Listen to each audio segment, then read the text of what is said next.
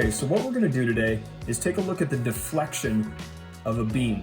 And that is to say, we're going to look at how much it bends. And that's going to be as a result of a load being placed on that beam. So what we're going to look at here are 4 different loading configurations of certain beams. And we're going to try to calculate how much each of these beams is going to deflect or bend as a result. Now, all I'm concerned with today is simply finding the maximum deflection of each beam. If you want to work out the deflection at each individual point along this beam, that's a little bit more involved, but not too much more difficult. And we'll take a look at that another day. So today I just want to look at the maximum deflection in each of these configurations. Now you'll notice each of these beams is set up slightly different, and each beam is loaded in a slightly different way. So the first beam you'll see is a cantilever beam. This is simply anchored at one end and loaded at the far end. That load is at a single point. We're going to say that load is some load P. It is at a point. Now that's similar to, but not the same as this next situation, where we have a cantilever beam that is anchored at one end. And this time, the load is evenly distributed along this entire beam.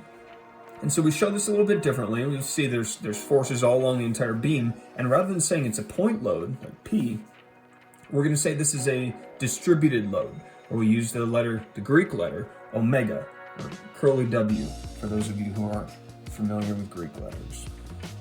Then what we have is a simple beam supported at 2 ends. We'll look at this in both cases.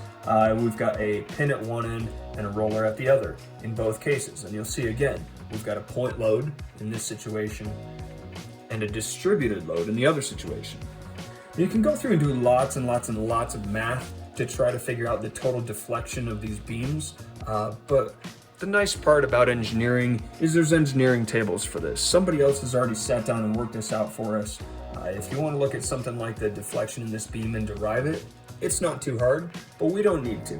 There's equations that go with this.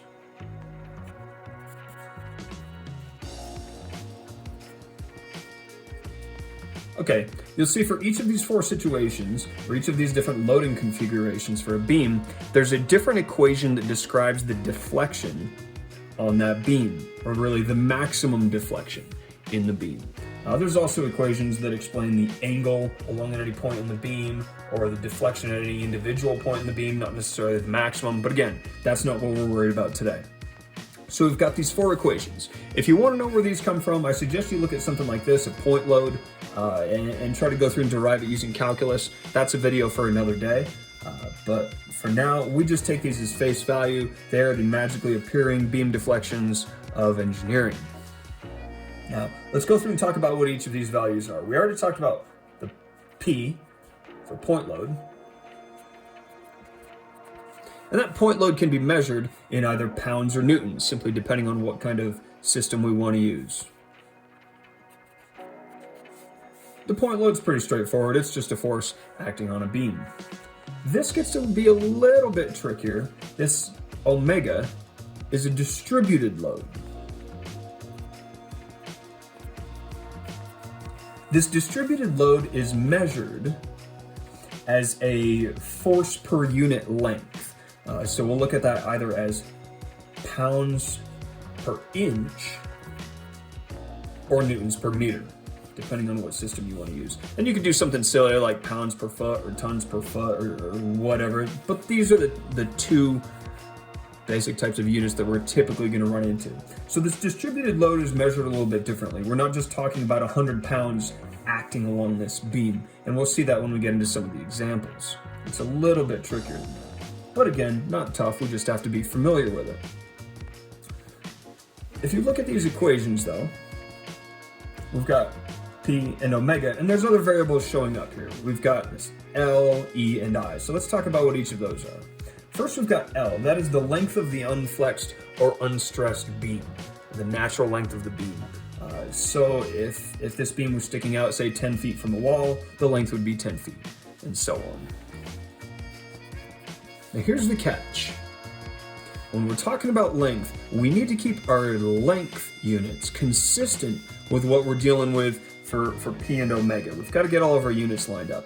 And so talking about what we see up here with inches and meters, that means our length needs to be in inches or meters. And I know you're thinking, hey, I want to throw feet in there.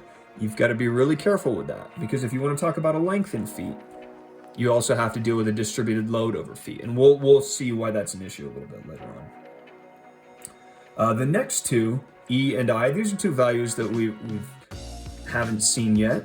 Right? E is what's called the modulus of elasticity. And all the modulus of elasticity is simply a measurement of how stiff a material is. It has nothing to do with the geometry of the beam. It's only telling us how stiff the material is. So if this beam is made out of aluminum, it's going to have a particular modulus of elasticity. If it's made out of steel, it's going to be a different modulus of elasticity. Each different material has its own modulus of elasticity. That modulus of elasticity can be measured either in pounds per square inch or pascals, which we can also look at as newtons per meter squared. And we'll talk about this a bit more later to get a better understanding of this when we talk about both stress and strain and how to determine the modulus of elasticity of a material. Lastly, we have this value I, which shows up in each of these equations, and this is the area moment of inertia. Now you may be looking at this, seeing moment of inertia and thinking, hey, I took physics. Is this the same moment of inertia that we talked about when we had spinning cylinders and rotating rods? And the answer is no. This is something totally different. What this has to do with is the geometry of the beam, and more specifically, the cross-section of the beam, how thick or thin it is, and how that beam is oriented. And we'll talk about that a little bit more in a minute here. And this is measured in inches to the fourth or meters to the fourth. And again, we can use other units here, but these are typically how we're going to see things. So what we have are different variables and our 4 different equations. Now realize there's lots of other loading configurations for beams here, but this is what we're going to look at, and this is what we're going to use. This is just a basic overview of how to calculate the deflection in a beam.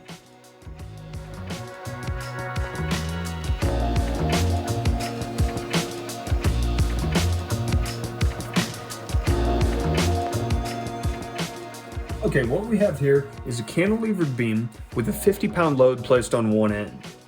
This beam is connected to a wall here, and it's a total of 10 feet long.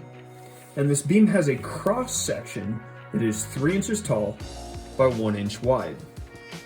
The 10-foot beam is also made of aluminum, and that's 6061 aluminum, and that's going to come into play here in a little while.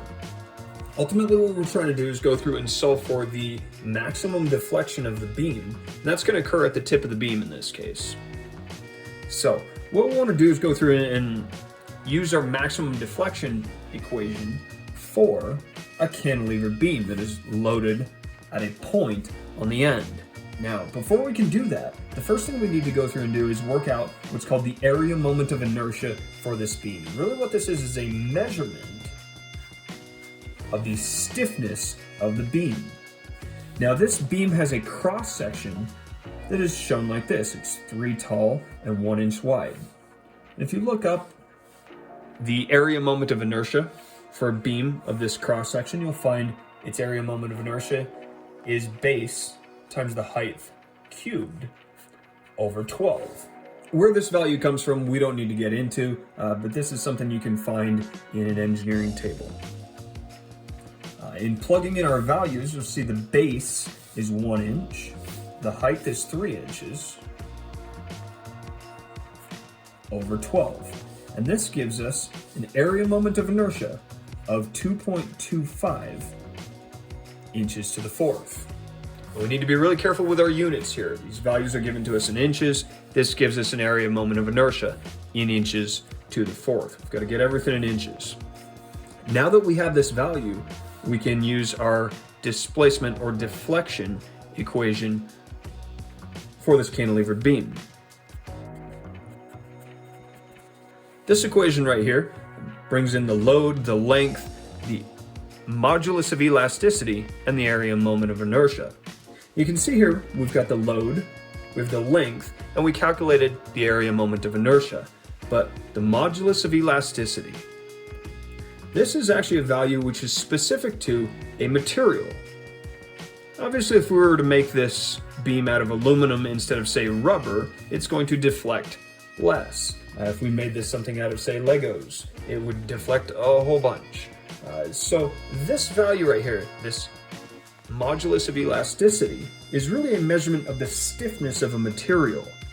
In this case, aluminum, and more specifically 6061 aluminum. Now the modulus of elasticity of aluminum is 10 to the 7th, and that's psi. How this value is found, we can see on a stress versus strain curve, which we'll get to later on. That's not for today's discussion. So this is just a value we're given, and realize this is a little bit like a spring constant almost, but this is specific to a material. Okay, steel is roughly 3 times this value because it's a bit stiffer. So we've got this value here, modulus of elasticity, which is specific to the material. We have the length and the area moment of inertia, which is specific to the geometry or the dimensions of our beam. And then of course we have our load. So we go in and plug in our values, and there's nothing too scary or dangerous about this, but we do have to be careful in units. Here we have inches, here we have feet. So we're going to have to be careful with this because we want to get everything in terms of inches. So we start out with our load, it's 50. In terms of our length, now realize this is 10 feet, which we need to convert into inches. That's 120 inches cubed over 3. Times our modulus of elasticity, that's 10 to the 7th. Times our area moment of inertia, that's 2.25. We work this out and we find the maximum deflection. That is the deflection at the tip of the beam is 1.27 inches. And that's all there is to this.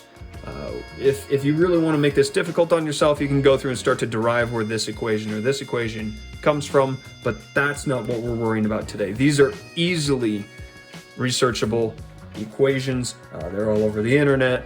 You can find them in just about any engineering table that's dealing with beam deflection, so we don't need to derive these.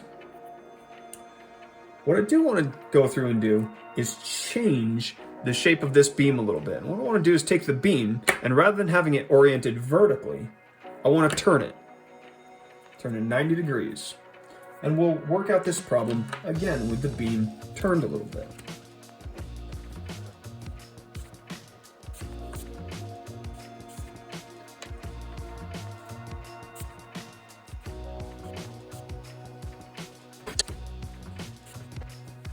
Okay, so what I want to do now is go through and look at the deflection of this beam if this beam was in fact rotated 90 degrees. So we've taken the same beam made of the same material with the same load, and we've just turned it. And I want to see how that changes the deflection of the beam. So we're going to go through the same process here again. First, we're going to work through the area moment of inertia. Realize, it's still a rectangular solid, so we're still going to be using the same equation. This time what's changed is our base is now 3 inches and our height is 1 inch. This gives us an area moment of inertia of 0.25 inches to the 4th. We're again going to deal with a cantilever beam, which is point loaded at the end, using this equation. And everything here is the same. The load, the length, the modulus of elasticity, except for our area moment of inertia. And we find the maximum deflection of the beam, if it's configured in this way, is 11.5 inches. And this is an unnatural, I don't want to say unnatural, this is a unobvious or somewhat surprising result to most people. If you look at this, we rotate the beam, you think, hey, it might be a little bit stiffer because this is a bit longer, but this is a huge difference. If you look at the difference between these two, they're actually different by a factor of 9 times. Okay, the deflection in this case is 9 times greater than there, simply by rotating this beam a little bit, which is not something that occurs to people, obviously. But it all goes back to this area moment of inertia, and the fact that area moment of inertia is, for this shape at least, proportional to the height cubed. By rotating this beam 90 degrees, we change the height and therefore dramatically change just how stiff this beam is. So if we load a beam this way, we can see that beam is going to react in a very different way than if we load the beam this way. And so there's a name for loading beams like this. When we are into a beam like this, where it's vertical, where the load is passing through its long axis, we refer to that beam as a joist. In this case, when we load a beam along its weaker axis, or its smaller dimension, we say that is a plank. And that's just a little bit of vocabulary that pops up here and there, which is helpful to understand.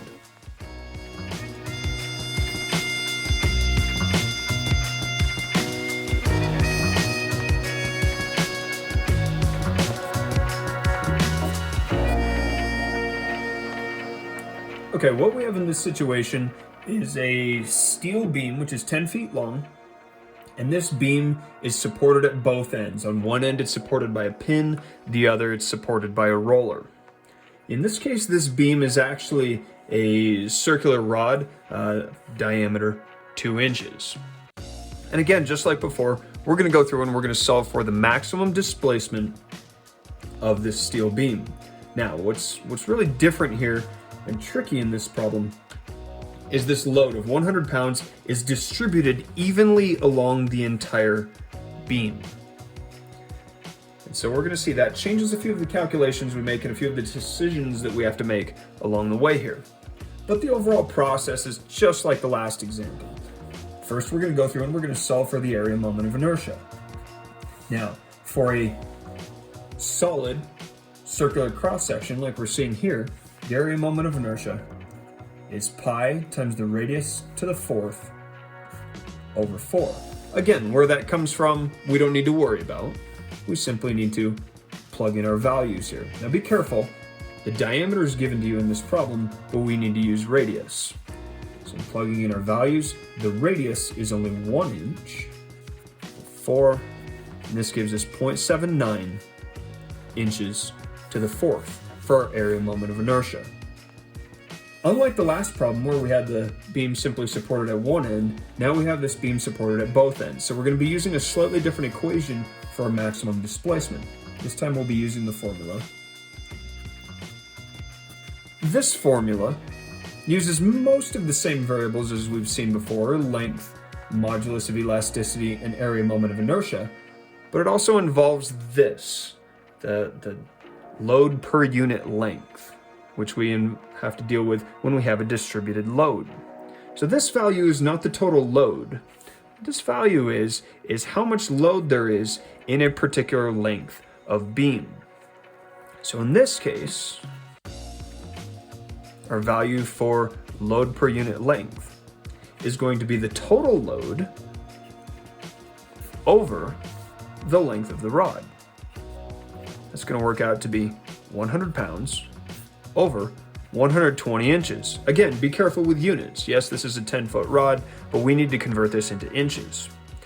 This yields a value of 0.83 pounds per inch. And you play whatever game you want to with sig figs here. I don't want to get caught up in that. That's not the point here of all this.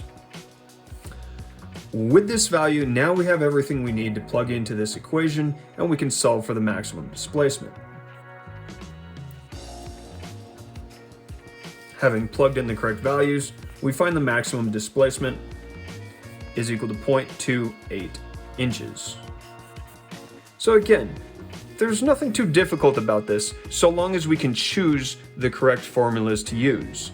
The biggest difficulty in all these beam deflection problems is always going through and finding the correct area moment of inertia function based on the shape, and finding the correct equation for displacement based on the loading configuration. If you can do those two things correctly and then not mess up order of operations, you're gonna get the problem right. That's how we calculate the deflection in different beams under different circumstances. And that's all for now.